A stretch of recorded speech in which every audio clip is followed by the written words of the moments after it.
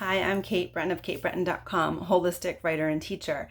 I wanted to give you a writing tip and exercise that also doubles into helping you situate yourself if you're wondering what the next steps are. I hear a lot of people right now kind of like knowing what is no longer happening, but not really sure about what's happening next. And I'm finishing, I'm on a manuscript deadline for the release of my book, Rebirth. And I'm looking at the episodes. I have a podcast called Rebirth, and that's what the origination of the book is. So that's relevant in that I'm looking at people's stories. And one of the principles of rebirth is the cyclical nature of life, right? We're taught that it's linear and that we're going to reach this pinnacle and everything's going to work out, but it's really detrimental because depending on either an episode in your life or if you live so many decades, you realize that's just not true. The spiral of learning is what's true, right? The uncertainty, the unexpected growth, that's what's true. The reaching other phases and climbing up on top of your own wisdom, that's what's true. So we do need that linearity, and we do have episodic adventures in our writing and in our lives. And a lot of times when we're constantly, maybe you've read a book where it's like the next thing happens, the next thing happens, the next thing happens. Movies have really gotten a lot like that. It's like there's not this spaciousness of the ripple of the event that is happening or the subtlety of the gray area of how something affects an individual life. And that is the writing that I find really intriguing, right? Because it speaks to the human spirit and the human condition.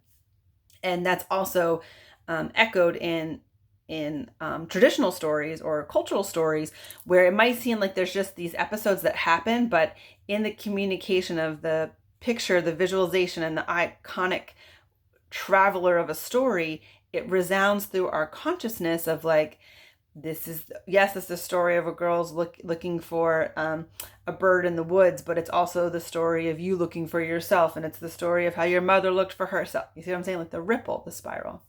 So here's my tip for you. Again, may relate to you as a writer because writing can be something that is production, like you're creating something, but writing can also be therapeutic. So it can kind of help you sort through your own stuff. And if you're someone that's looking forward, this is especially a great little tip for you, a little exercise for you. I just completed it myself. And I used to do it. Okay, I'll just tell you what it is. Okay. So look at, depending on your age, look at either the last 5 years or the last decade of your life and write down what happened. You're like, what? I don't have time for that. Listen, I'm not saying writing a paragraph. I'm saying, write down 2011. One thing that happened in 2011. I want you to look at it in concert with what have you achieved? What have you accomplished? What have you already lived through? Right? Because when you were in the year 2011 or 2012 or 2013, it was Marches and Februaries and Novembers and birthdays. But when you're far removed from it, you're like, oh yeah, that was the year that, right? And when you were in the middle of June, October was never going to come and you didn't understand how that was going to traverse and how things were going to work out. But now that you're looking backward, you're like, oh, 2012 was the year of this vacation and that promotion, or that was the year that my perspective shifted because I took this class. And so we can kind of situate. It's the same idea as being at the ocean.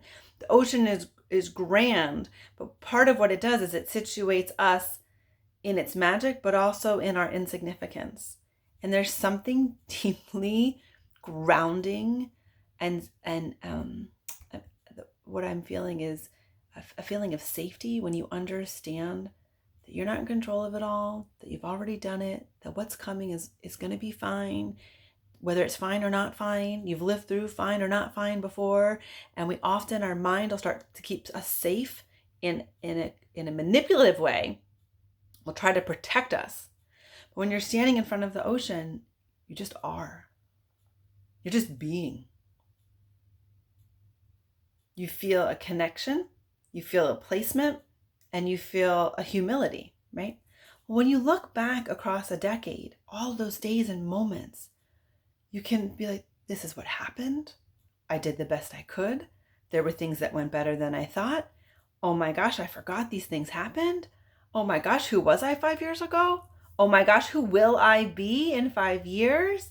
If you're looking at like, oh, I'm not really where I want to be right now. Then 5 years ago, you might have been in a place that was fantastic. And guess what? That's going to happen again. If you're in a place where you finally arrived, you're like, wow, look at all that I've accomplished, and realize that you're on a spiral of growth too. You're not going to stay where you are. I'm not saying you're going to drop off. I'm not going to say that you're not. I'm saying that the spiral of growth will continue. So my writing tip for you is to give yourself, it sounds like a big task, but actually you have 10 or 15 minutes that you could stop watching this video, don't get onto Instagram, scroll, and sit down and just write what has happened in the last 10 years. Just write the year and think about one or two things that have happened. Let the first thing that comes up, comes up. And you might find that you might have a whole year that you're like, what happened that year? If you're not sure and you don't keep a journal, hop into your emails, search that year, see what comes up. You might be surprised.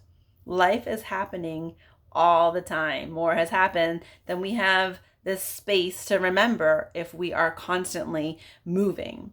So I also feel that personal integration through writing or analysis makes you a better writer. Reading makes you a better writer. Being makes you a better writer. So thanks for watching. Stay connected. Sign up for the newsletter at katebretton.com. Have a gorgeous day.